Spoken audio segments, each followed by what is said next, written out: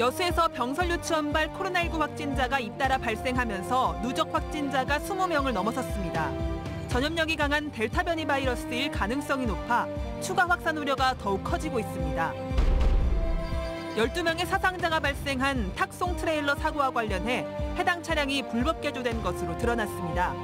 경찰은 정확한 사고 조사를 위해 국과수의 현장 감식을 의뢰했습니다. 광양항 배후단지와 주변 부지의 부적절한 운영 논란에 대해 여수광양항만공사가 개선책을 내놨습니다. 하지만 근본적인 대책이 아니라는 지적도 나오고 있습니다.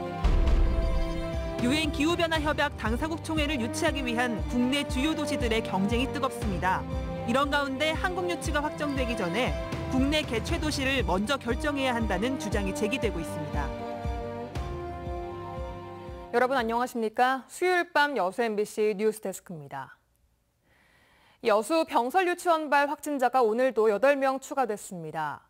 동선 파악이 어려운 초등학생들이 대거 감염된 데다 감염 속도가 빠른 델타 변이 바이러스일 가능성이 높아 추가 확산 우려가 커지고 있습니다. 강서영 기자입니다.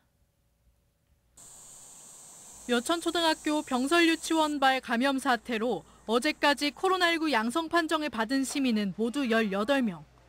이후 접촉자 등을 상대로 진단 검사를 진행한 결과 오늘 오후 6시를 기준으로 8명의 확진자가 추가로 나왔습니다. 확진자 가운데 7명은 여천초와 여도초 학생이고 나머지 1명은 유치원생 학부모입니다. 동선 파악이 어려운 아이들이 한꺼번에 양성 판정을 받고 학부모까지 연쇄 감염되면서 방역당국에는 비상이 걸렸습니다. 특히 전염력이 강하고 전파 속도가 빠른 델타 변이 바이러스일 가능성이 높아 우려는 더 커지고 있습니다. 접촉자가 많고 이동 동선이 광범위하여 지역 내 확산이 매우 우려되는 상황입니다. 여기서 막지 못하면 4단계까지 갈 수도 있습니다. 어제와 오늘 순천과 광양에서도 5명이 추가로 확진됐습니다. 순천 확진자 2명의 경우 여수 소재 대학을 다니는 순천 505번 확진자가 친구인 506번에게 옮긴 것으로 추정되는데 아직까지 505번 확진자의 감염 경로가 파악되고 있지 않아 불안감이 커지고 있습니다. 나머지 확진자 3명 중 1명은 자가격리 도중 확진됐고 2명은 타 지역 확진자로부터 감염된 것으로 확인됐습니다. 확진자 폭증으로 내일부터 여수시에서는 사회적 거리 두기가 3단계로 격상됩니다. 홀 영업은 밤 10시까지만 가능해지고 결혼식과 장례식 집합 인원은 50명 밑으로 제한됩니다. 방역당국은 사적 모임을 최대한 자제하고 마스크 착용 등 방역 수칙을 철저히 지켜달라고 당부했습니다. MBC 뉴스 강서영입니다. 연일 2자릿수 확진자를 기록하는 광주와 전남에서 델타 변이 바이러스가 빠르게 확산하고 있습니다. 광주에서 어제 0시까지 변이 바이러스로 확진된 건수는 영국발 알파 31명, 인도발 델타 13명 등 44명으로 집계됐고 확산세가 가장 컸던 서울 음식점과 경기 영어학원 관련 확산도 델타 바이러스와 관련이 있는 것으로 드러났습니다. 전남에서는 변이 바이러스로 인한 코로나19 확진이 56건으로 알파가 29명, 델타가 27명으로 확인됐습니다.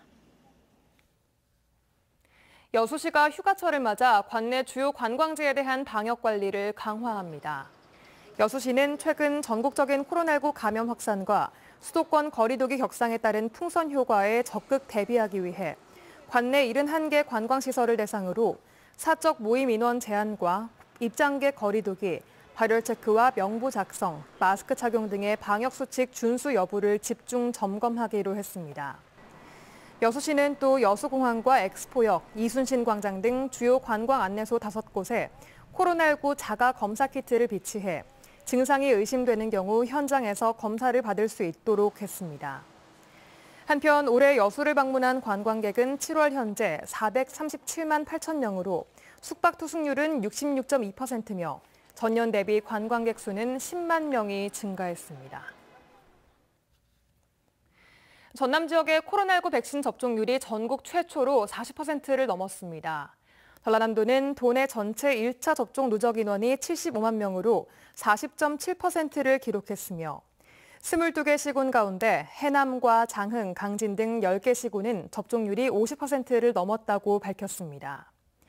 현재 50대를 대상으로 한 백신 접종 사전 예약이 진행 중인 가운데 55에서 59세는 오는 24일까지, 50에서 54세는 오늘 밤 8시부터 24일까지 백신 접종 예약 시스템 누리집이나 120 콜센터를 통해 예약할 수 있습니다.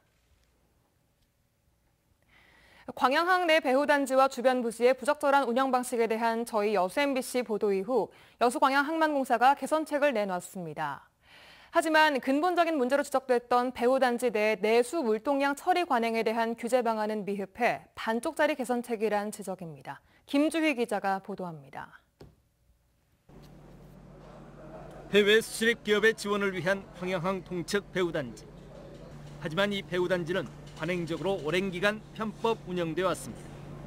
항만공사의 묵인 아래 일부 기업들이 당초 조성 취지와는 다르게 수출입 화물보다는 내수 화물을 주로 반출입하며 이윤을 챙겨온 겁니다. 또 일부 기업은 배후부지가 아닌 인근 유휴부지에 사업장을 차려 운영을 하는데 배후부지에 준하는 혜택을 받기도 했습니다.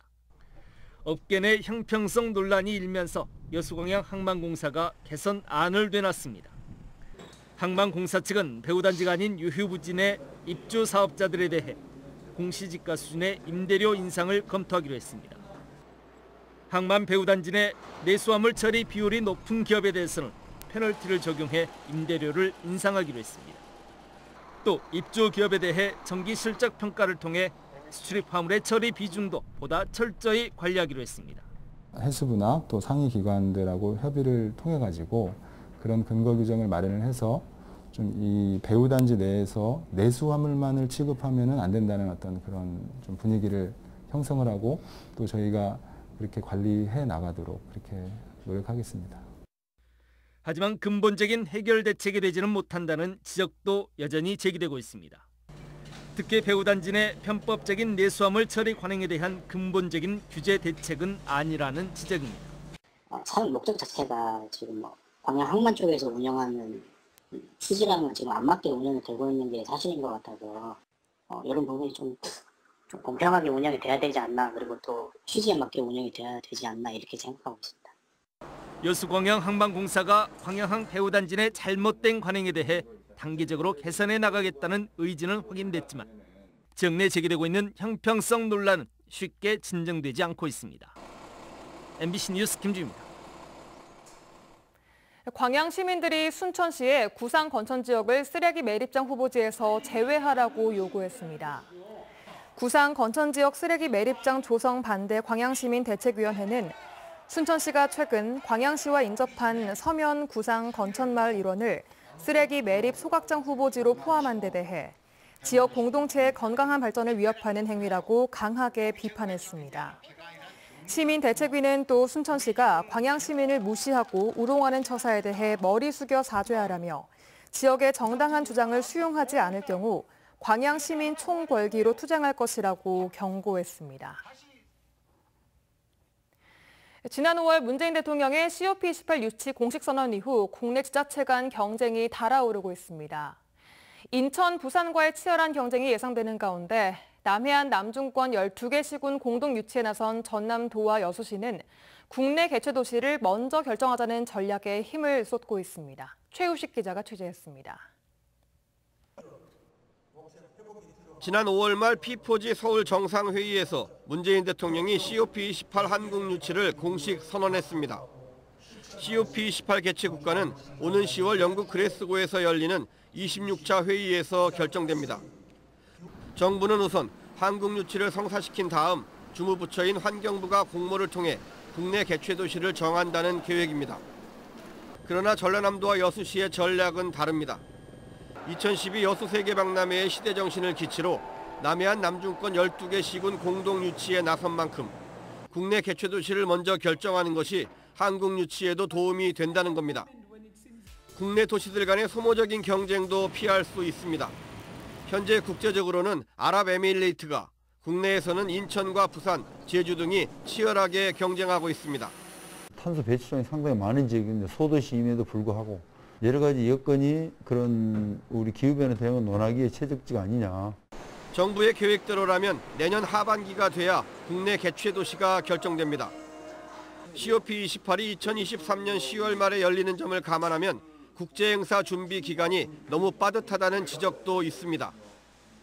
또 내년 초 선거 전국과 맞물려 소모적인 과열 경쟁도 우려되는 부분입니다. 국내에서 먼저 개최지를 선결정해서 개최 도시와 국가가 함께 힘을 합쳐서 하여튼간에 국제 대회를 유치하는 것이 충분한 준비 시간도 확보하고 효율적인 유치 활동이 될 수 있다. 최근 김영록 전남지사는 청와대 관계자에게 이 같은 국내 개최지 우선 결정을 건의했고 한국 유치에 도움이 된다면 긍정적으로 검토해보겠다는 답을 들은 것으로 전해지고 있습니다. COP28 남해안 남중권 유치가 명분과 실리에서 당위성을 확보하고 한국 유치에도 힘이 실릴 수 있는 정부 차원의 전략적인 판단이 필요한 시점입니다. MBC 뉴스 최우식입니다. 어제 사상자 12명을 낸 여수 한제사거리 사고의 원인이었던 탁송 트레일러가 불법 개조된 차량이었던 것으로 확인됐습니다. 여수경찰서에 따르면 사고를 낸 트레일러 운전기사는 경찰 조사에서 화물을 더 싣기 위해 앞뒤 부분을 증축하는 등 불법 개조를 했다는 사실을 시인했습니다. 경찰은 정확한 사고 조사를 위해 국립과학수사연구원에 현장 감식을 의뢰했고 교통사고 처리 특례법 위반 혐의로 A씨에 대해 구속영장을 신청할 예정입니다. 도로가와 주택의 사고 위험이 있어 보입니다.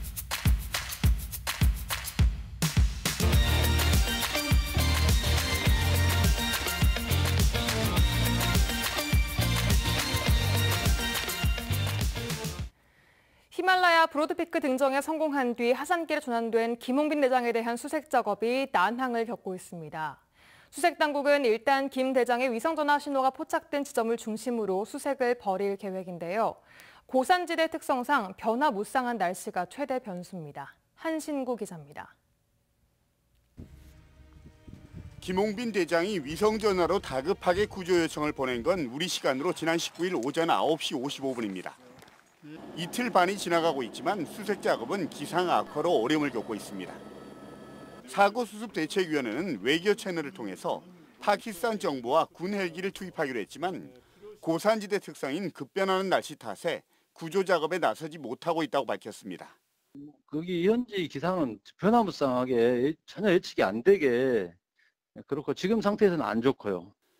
김 대장이 추락한 곳으로 추정되는 곳은 브로드피크 7,900여 미터 지점.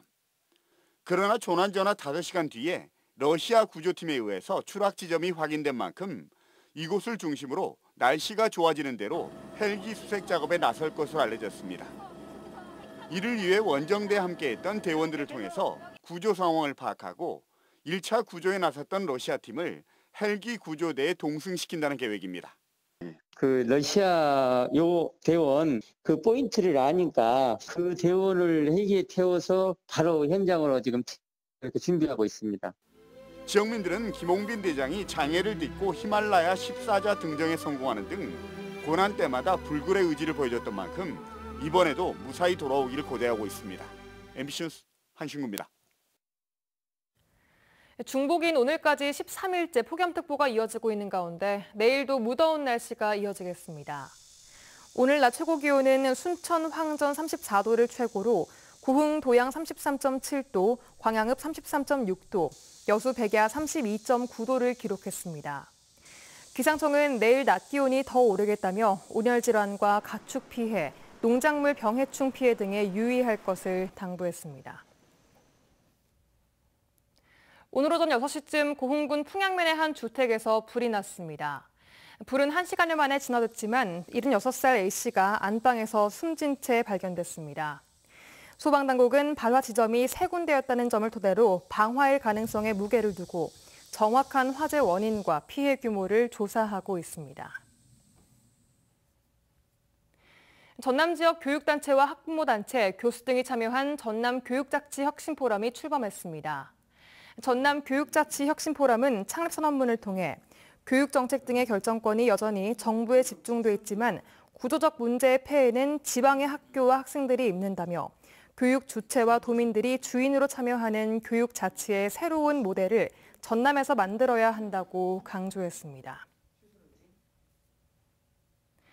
전남도교육청이 올해 1학기 기초학력 전담교사제의 성과를 분석한 결과 문해력 지도학생의 51%, 수해력 지도학생의 66%가 성과 목표에 도달한 것으로 나타났습니다. 전남에서는 올해 48명의 기초학력 전담교사가 도내 68개 초등학교에 배치됐으며 이들은 담임을 맡지 않는 대신 문자와 숫자 이해력 부진으로 판별된 학생 208명을 지도해 기초학력 정착을 지원하고 있습니다. 전태일 열사 51주기에 맞춰 제작 중인 애니메이션 영화 테일이의 완성과 개봉을 위한 협약식이 오늘 진행됐습니다.